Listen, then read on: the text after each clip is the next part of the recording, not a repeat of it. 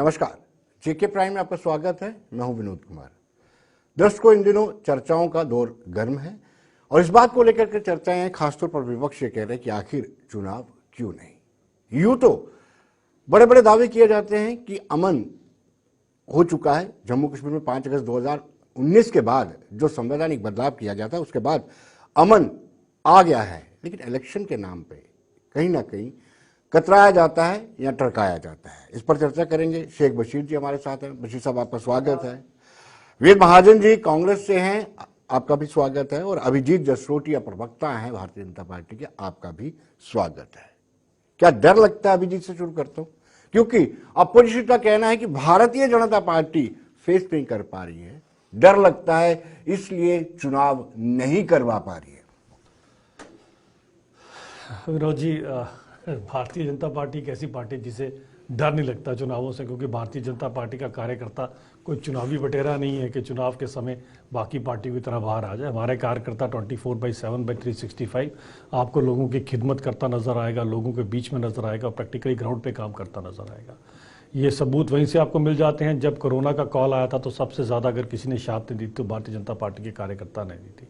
तो ऐसी पार्टी को, जो केवल हिंदुस्तान की नहीं विश्व की सबसे बड़ी पॉलिटिकल पार्टी है और जिसका जो कार्यकर्ता ही उसकी रीढ़ की हड्डी है और वो हमेशा काम करता रहता है, लोगों के बीच में खिदमत करता रहता है, और एक ऐसी पार्टी जिसके लिए सर्वप्रथम देश है, उसके बाद पार्टी और उसके लास्ट में अपना आप होता है, ऐसी पार्टियों को भी चुनावों से डर नहीं लगेगा। रही बात चुनावों के संदर्भ में, अगर आप जम्मू कश्मीर की बात करें, मुझे लगता है कि जिस तरह की यहाँ पर एक अराजकता 5 अगस्त 2019 के पहले थी और जहाँ पर जमहूरियत के नाम पर केवल चंद परिवार ही यहाँ पर राज किया करते थे और उन्हीं की लेगेसी चला करती थी आज़ादी से लेकर आज तक, उसमें जो बदलाव आया और 3 टायर सिस्टम जिसकी फाउंडेशन होती है पंच सरपंच, उसके चुनावों की फाउंडेशन को रखते हुए उसके ऊपर फिर जब बीडीसी डीडीसी की दीवारें खड़ी की तो इसके ऊपर जो असेंबली के चुनाव होने हैं उसकी छत भी डलना तय है। समय आगे पीछे जरूर हो सकता है, क्योंकि ये निर्णय जो लेना है, ये निर्णय इलेक्शन कमीशन ने लेना है। और अगर आप देखें भी तो इस समय जो आगे के 2-3 महीने हैं ये सर्दी के महीने हैं, बर्फबारी के महीने हैं। इसके बाद चुनाव होना तय है, बहुत जल्दी तय चुनाव भी हो जाएंगे। वेद महाजन जी, आप अभिजीत जसरोटिया के तर्क से संतुष्ट हैं? नहीं, बिल्कुल भी नहीं जी। बात यह है कि ये कहते हैं कि बीजेपी का कार्यकर्ता बिल्कुल तैयार है जी, एज ए पार्टी बीजेपी तैयार है जी, और हम कहते हैं कि जब अपोजिशन पूरी तैयार है जी, तो फिर तैयार कौन नहीं है। जी, सवाल यहीं पे आगे फिर खत्म होता है कि फिर तैयार क्यों नहीं है। जी, बात यह है कि इनकी हालत इतनी पतली है जी, कि जहां भी हम जाते हैं लोग एक ही सवाल पूछते हैं कि चुनाव क्यों नहीं हो रहे, कब चुनाव होंगे, कि रीज़न क्या है। लोग हमसे उल्टा ये पूछ, जहाँ भी जाते हैं एक ही सवाल है लोगों के मन में। तो मैं पूछना चाहता हूँ, मसलन ये आज पेपरों में जैसे आया है उसमें डिफाइन किया गया हुआ है कि कॉरपोरेशन की टर्म जो है 14 नवंबर को पूरी हो रही है। जी, ये डिफाइन किया हुआ है ना, सब चीज़ों का, पंचायतों की कब हो रही है। तो जो स्टेट इलेक्शन कमीशन है उसकी अथॉरिटी मुकर्रर है, इलेक्शन कमीशन के अपने अथॉरिटी है, दोनों की डिफरेंट अथॉरिटीज हैं, दोनों के अपने अपने उनका वो है कि उसने क्या करना है और उसने क्या करना है। जैसे यह मैं कॉरपोरेशन की बात करूं, 14 नवंबर को उसकी टर्म पूरी हो रही है, जबकि कायदा ये है कि 14 नवंबर से पहले ये चुनाव हो जाने चाहिए थे और जब इनकी टर्म पूरी होती है तो दूसरी जो नई गवर्नमेंट बनती है उसको टेक ओवर करना था। लेकिन कोई ना कोई बहाना इनके मन में है, कोई ना कोई बहाना कि हालात कभी इलेक्शन कमीशन के ऊपर डाल देते हैं। लेकिन असली बात यह है कि जो बीजेपी की हालत इतनी पतली है और जो इश्यूज इन्होंने लोगों को दिए हैं, ये यूटी बनने के बाद ये कहते हैं कि एक माहौल ही बदल गया है। मैं कहता हूँ बिल्कुल माहौल बदला है। हम तो अपने आप को ठगे हुए महसूस कर रहे हैं। हमारी जमीनें बाहर के लोगों को दी जा रही हैं 5-5 मरले के नाम पे, स्मार्ट मीटर शुरू किए जा रहे हैं, टोल प्लाजा पार्लियामेंट में भी बयान दिया जाता है कि 3 महीने में इसको खत्म कर दिया जाएगा, उठा लिया जाएगा, नहीं उठाया जाता, बंद भी होता है लेकिन असल सरकार के ऊपर कुछ नहीं होता। प्रॉपर्टी टैक्स की बात देखें तो ये सारी चीजें हैं। हमारे लोगों की वाइन शॉप्स भी हुआ करती थी, आज हमारे लोगों के पास जितना बिजनेस है वो सारा बाहर के लोगों के पास चला गया है। तो लोगों के मन में ये एक ऐसी भावना आई है कि लोग यही चाहते हैं कि कब इलेक्शन हो और उसका रिजल्ट हम आपको बताएं, अपना वोट से हम अपनी ताकत बताएं कि क्या हम चाहते हैं। यही रीजन है कि भारतीय जनता पार्टी चुनावों से भागती फिर रही है, उनको रास्ता नजर नहीं आ रहा कि कहाँ क्या करें। अब आपको याद होगा कि पिछले दिनों में जब होम मिनिस्टर ऑफ इंडिया ने दिल्ली में बुलाया, ये पेपरों में छपा, में मैं अपनी बात नहीं कर रहा, और तब ये था कि जब कोर ग्रुप मिला कोर ग्रुप ने जब ये पेपर जी, में छपा है जी, कि उन्होंने ये कह दी कि हालात हमारे लिए जम्मू कश्मीर में अच्छे नहीं है, इसलिए चुनाव अभी नहीं करवाने चाहिए। जी। तो जब इनकी बशीर हाथ साहब में- जी, बशीर साहब से जानना चाहते हैं। बशीर साहब, तरुण चुग है, जम्मू कश्मीर मामलों के प्रभारी है, भारतीय जनता पार्टी है, नेशनल जनरल सेक्रेटरी। उनका कहना है कि जो लोग चुनावों का बाइकआउट करते हैं आज वो लोकतंत्र की दुहाई दे रहे हैं। हवाला आपका दिया, पीडीपी का दिया। देखिए विनोद जी, चुग साहब ने जो बयान दिया है जी, इसको मैं पीछे नहीं जाऊंगा।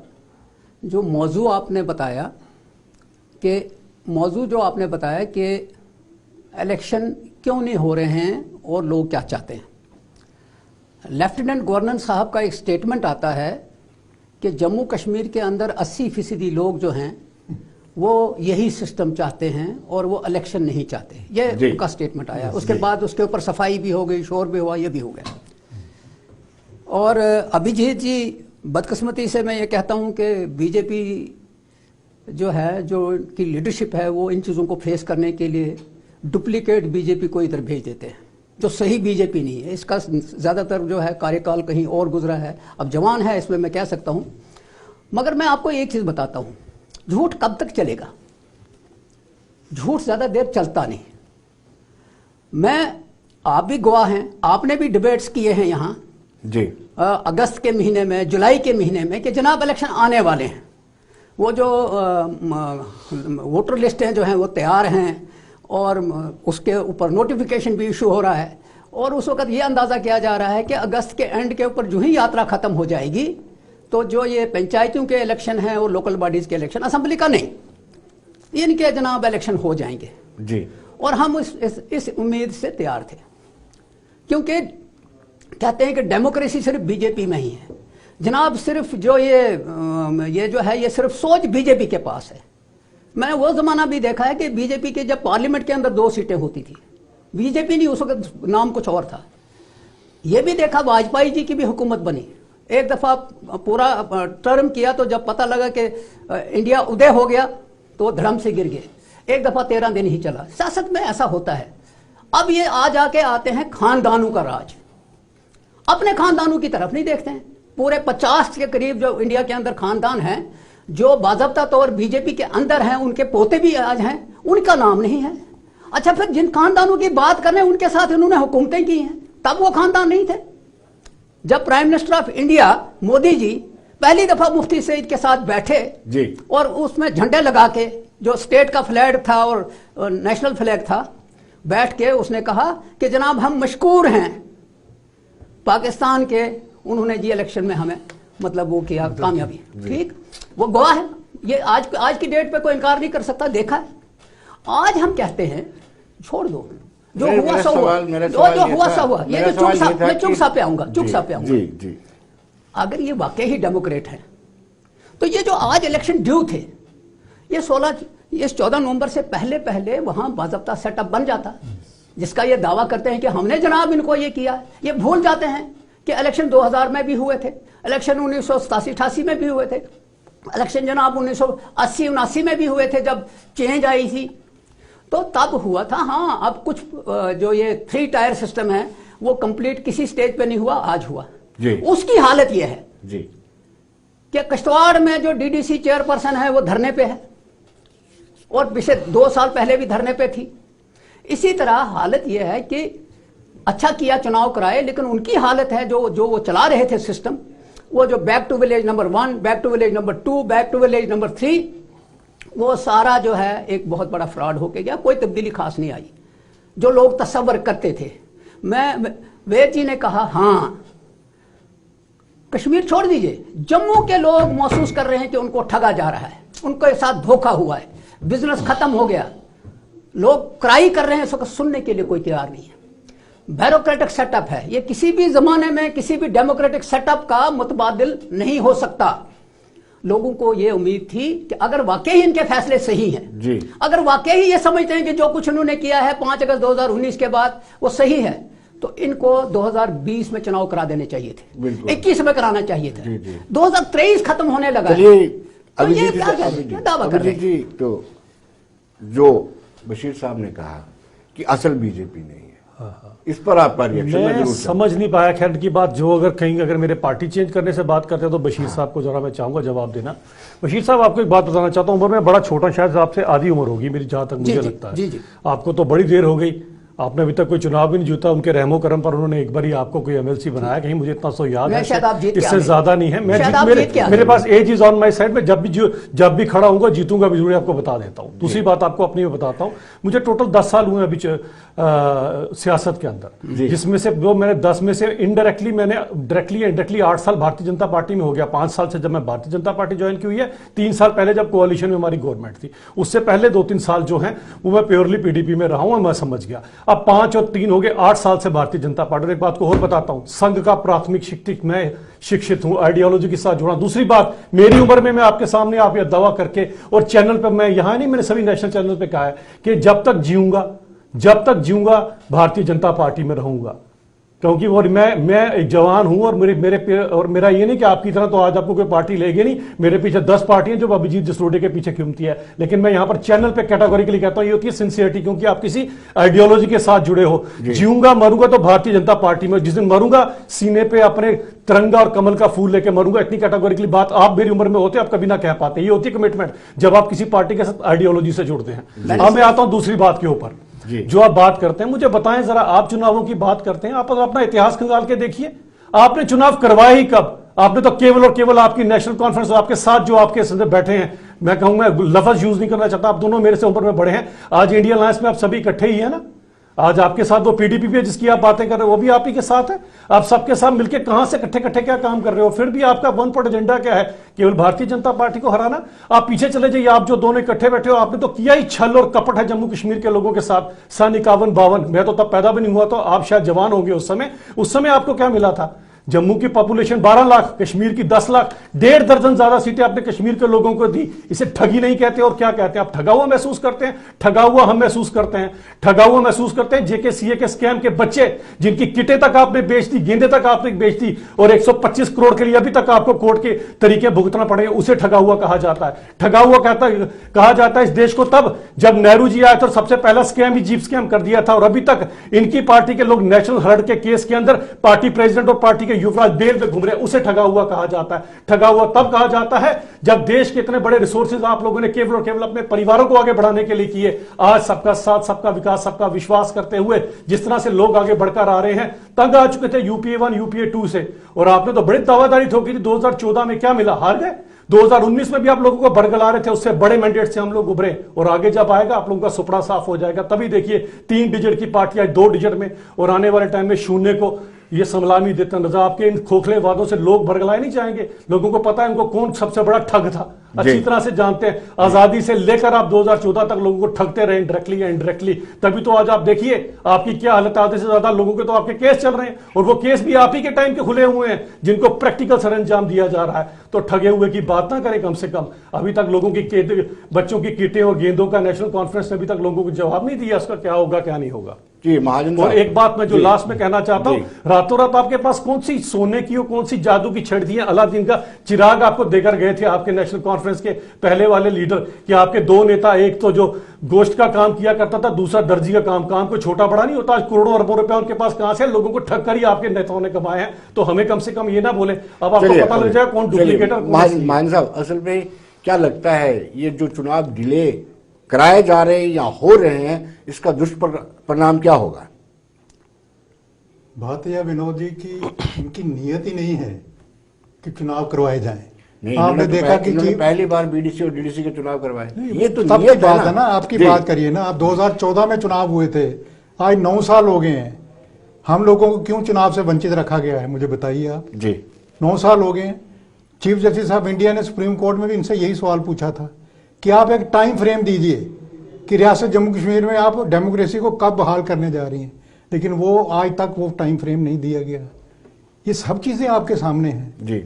और रही जो अब इन्होंने कभी बहाना मार देते हैं कि ओबीसी को वो रिजर्वेशन देनी है, ये सारी चीजें तो जो हमारी स्टेट इलेक्शन कमीशन जो है ये उसके दायरे के अंदर आती हैं, हमारी स्टेट गवर्नमेंट के अंदर आती हैं। स्टेट गवर्नमेंट के पास अथॉरिटी है कि रिजर्वेशन वो भी दे सकते हैं, जबकि दोनों चीजें, जो काम स्टेट इलेक्शन कमीशन को करना चाहिए वो सेंट्रल इलेक्शन कमीशन कर रहा है। ये आपस में तो इनको हमें समझ नहीं आ रही कि ये हमारी स्टेट में हो क्या रहा है। कोई रूल्स और रेगुलेशन रही ही नहीं, इस किस्म का माहौल बनाया जा रहा है। और ये कहते हैं ठगने की बात, मैं कहता हूं ये ठगे हुए लोग महसूस कर रहे हैं समय। हम व्यापारी वर्ग से बिलोंग करते हैं और हमें पता है कि बाजार में व्यापारी वर्ग जो है इस समय क्या हालत हो गई है जी। लोग कितने परेशान हैं और महंगाई की हालत देखिए क्या है। कल 70 रुपए किलो प्याज बिक रहा है इस मार्केट के अंदर, ये हालत है। गरीब आदमी क्या करेगा? ये ठगे हुए, इनको तो रिजल्ट में उस दिन सामना आएगा जब चुनाव होंगे, फिर इनको पता चलेगा कि हाँ हम शायद ठीक कहते थे या गलत कहते थे। ये वक्त फैसला करेगा। हमने क्या कहना है। या बाकी बड़े बड़े लंबे बयान और बड़ी बड़ी लंबे बातें करने से और जोश में आके बात करने से ये चीजें हल नहीं होने वाली। इसका हल निकलना चाहिए। लोग, हम चाहते हैं रियासत जम्मू कश्मीर में डेमोक्रेसी बहाल हो और जल्द से जल्द जो रियासत जम्मू कश्मीर जो चुनाव है वो होने चाहिए। हम सिर्फ इतना चाहते हैं, इससे ज्यादा हम कुछ नहीं चाहते। डिबेट करते हैं तो हमको डिबेट से थोड़ा सा, मैंने जब पहले बात की, जसरोटिया साहब ने बहुत सी बातें की, स्कैम की बातें की। ये जनाब क्रिकेट स्कैम है, वो जो किटें हैं वो है, कोर्ट में चल रहा है केस, कोई नहीं रोकता। इनकी गवर्नमेंट ये कर रहे हैं, लेट देम टेक, कोर्ट में है ना। लेकिन मुझे बताइए, ये स्कैम की बात करें, इनको तो शर्म आनी चाहिए। इन्होंने जितनी लिस्टें निकाली वो स्कैम नहीं बने। इन्होंने अभी उन लड़कों के साथ फ्रॉड नहीं किया, वो सड़कों के ऊपर उनको लाठियां नहीं बरसाई। ये बात अगर हमारे जमाने में हुआ था तो ये कौन से दूध से धुले हैं? अगर ये हुए हैं तो इनको कौन रोकता है कि उनको जेल में ठोके? किसे रोका है इनको? अगर कोर्ट में केस चला जाए, लड़े और कोर्ट से फैसला लें। ये जज भी खुद ही हैं। दूसरी चीज, इस वक्त डेमोक्रेसी जम्मू कश्मीर में कैजुअलिटी है। जब डेमोक्रेसी कैजुअलिटी है तो पूरी दुनिया देख रही है कि जम्मू कश्मीर के अंदर क्या हो रहा है। ब्यूरोक्रेटिक सेटअप किसी की सुन ना रहा है। बीजेपी के आधी दर्जन लोग मिलते हैं हमको भी रोजाना, वो भी कहते हैं कि कोई नहीं सुनता है, मगर कहां जाएं। इसके अलावा मैं आपको बताता हूं, वक्त एक जैसा तो रहता नहीं है। जब हम यहां बात करते हैं तो जज हमें लोग कर रहे हैं जी। आपने दूसरी चीज बशीर साहब, एक चीज एक बात मैं आपसे कहना चाहूंगा। आप ब्यूरोक्रेटिक सेटअप की बात करें, यही ब्यूरोक्रेटिक सेटअप है जिसने अलगाववादियों के बच्चों को जो नौकरी दी गई है उनको बाहर निकाला है। ये ब्यूरोक्रेटिक सेटअप है जो एक एक को चुन चुन कर बाहर निकाल रहा है, जिन्होंने। विनोद जी एक चीज सुन लीजिए, इसी पर सुन लीजिए कि बाप की सजा बेटे को नहीं दी जा सकती। अगर बाप ने कत्ल किया है तो आज तक मैंने नहीं सुना है कि उसको बेटे की, या बेटे ने कत्ल किया तो उसके बाप को सजा दी गई। अगर वो क्वालिफाई करता था तो उसको उस वक्त अगर किसी ने लगाया है तो कोई रोक नहीं सकता था। अगर उसको निकाल दिया गया है तो वो अपने रास्ता है। पहली चीज यह है कि दुनिया के अंदर जो कानून है वो ये कहता है कि अगर कोई आदमी मिलिटेंट है तो उस मिलिटेंट का बेटा अगर क्वालिफाई करता है तो रोक नहीं सकते आप जी। उसकी फैमिली को सजा नहीं दे सकते। हाँ, ये चीज है। जब यही बात करते हैं तो एक जमाने में जब यही उस पीडीपी के साथ हुकूमत करते थे तो वो भी तो बाहर आ जाए कच्चा छठा कि ये क्या करते थे। वक्त आएगा वो भी निकलेगा, लेकिन शायद उस वक्त इनको कोई सुनने के लिए तैयार नहीं होगा। आज हम जवाबदेह हैं। जो कुछ हुआ है जम्मू कश्मीर में, नेशनल कॉन्फ्रेंस ने लगभग 26 साल आज 26 साल लगभग नेशनल कॉन्फ्रेंस ने इसमें ये किया है। जो कुछ विनोद जी बना है ये नेशनल कॉन्फ्रेंस के जमाने में बना है। पुल बना है, सड़कें बनी हैं, चलिए चाहे एक मिनट सुन लीजिए पहले जी 9 साल हो गए इन्होंने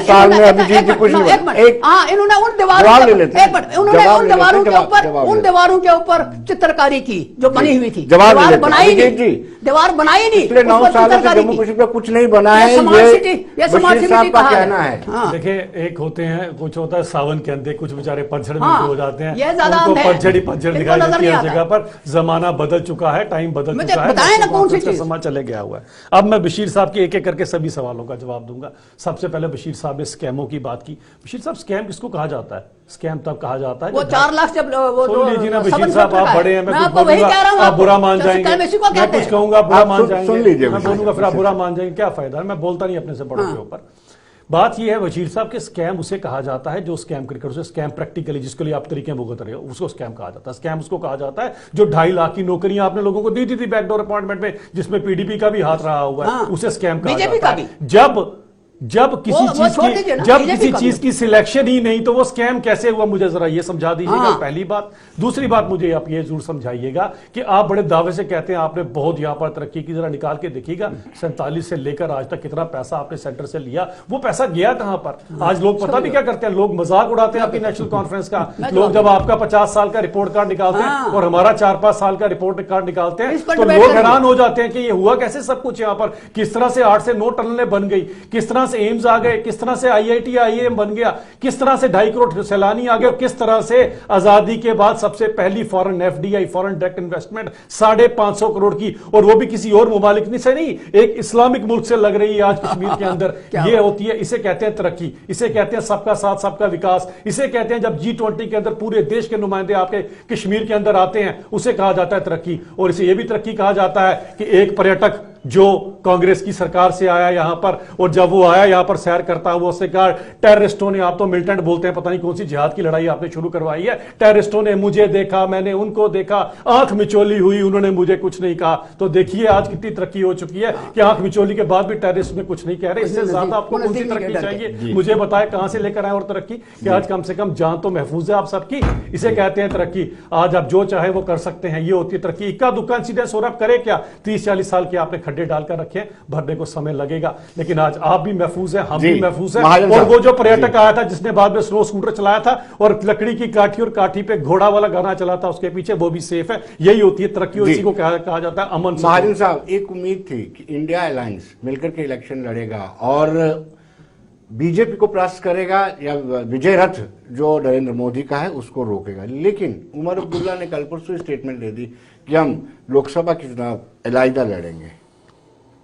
देखिए, जब भी कोई बड़ा अलायंस बनता है जी, तो ये छोटी छोटी बातें हैं, और उन्होंने आपने सिर्फ इतनी बात कही, लेकिन उन्होंने ये भी साथ में कहा कि हम थोड़े दिनों के बाद दोबारा मिलेंगे और things will be sorted out. तो ये चीजें चलती हैं, जहां इतना बड़ा अलायंस बनना जा रहा है और बना है, ये छोटी मोटी प्रॉब्लम्स तो उसमें आएंगी। तो दिस डजंट मीन कि वो अलायंस खत्म हो गया, अलायंस हुआ होगा, और ये अलायंस पूरा मुकाबला ही नहीं करेगा। ये अगली आने वाली सरकार जो पूरे भारतवर्ष में बनेगी वो इंडिया अलायंस की बनने जा रही है, ये मैं कह सकता हूँ जरूर।